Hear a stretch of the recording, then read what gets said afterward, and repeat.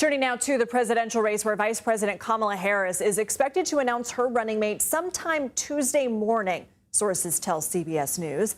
Then she and her running mate will kick off a battleground state campaign tour in Philadelphia tomorrow. You see their other stops on your screen.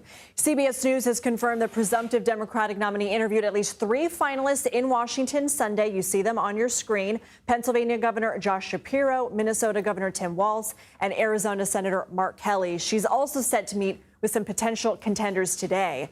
On Face the Nation yesterday, United Auto Workers President Shawn Fain spoke about why his union is throwing their support behind Harris. We look at the body of work between the candidates. And when you put Kamala Harris and Donald Trump side by side, there's a very telling difference in who stands with working class people and who left working class people behind. You go back to 2019 when Donald Trump was president. GM workers were on strike for 40 days. Where was Donald Trump then? What did he do or what did he say about these striking workers? The latest CBS News polling shows Harris virtually tied with former President Donald Trump in battleground states, and with a 1-point edge nationwide. That's an improvement from where President Biden was polling when he left the race. Our polling showed Biden 5 points behind Trump. Weijia Jiang is following all this for us from the White House. So Weijia, CBS News reports Harris is also having interviews with candidates who haven't been confirmed in the media, in person and virtually. Could be somebody we haven't even thought of or named yet. That's according to a source familiar with the process. What can you tell us about these meetings and this announcement? Well, remember, Lindsay, it was just 15 days ago that President Biden dropped out of the race, so she has not had a lot of time, to say the least.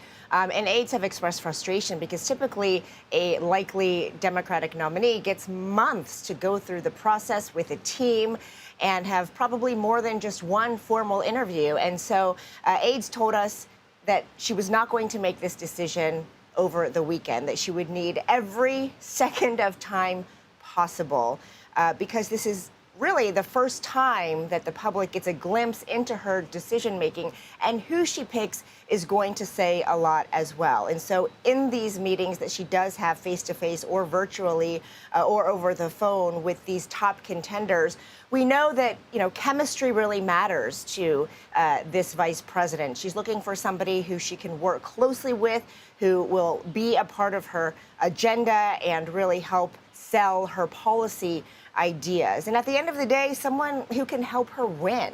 So you look at all of the 6 who are in the top tier in terms of her list, and many of those governors or senators in some cases come from battleground states. Not everybody, but many of them. And we know that this election is going to come down to those key voters. So it would not be surprising if she went with a governor of a battleground state. That's not to say it's definitely going to happen. Minnesota Governor Tim Walz is up there, so is Senator Mark Kelly of Arizona, J.B. Pritzker of Illinois. And so, Lindsay, a lot could happen. But at the end of the day, this is her decision to make, and a lot of it will be, following her instincts. I want to ask you about some of this new CBS News polling showing Harris and Trump essentially tied. How does this compare to what we were seeing, again, 15 days ago when Biden was in the race? And how does it change the calculus of what states Democrats see as winnable?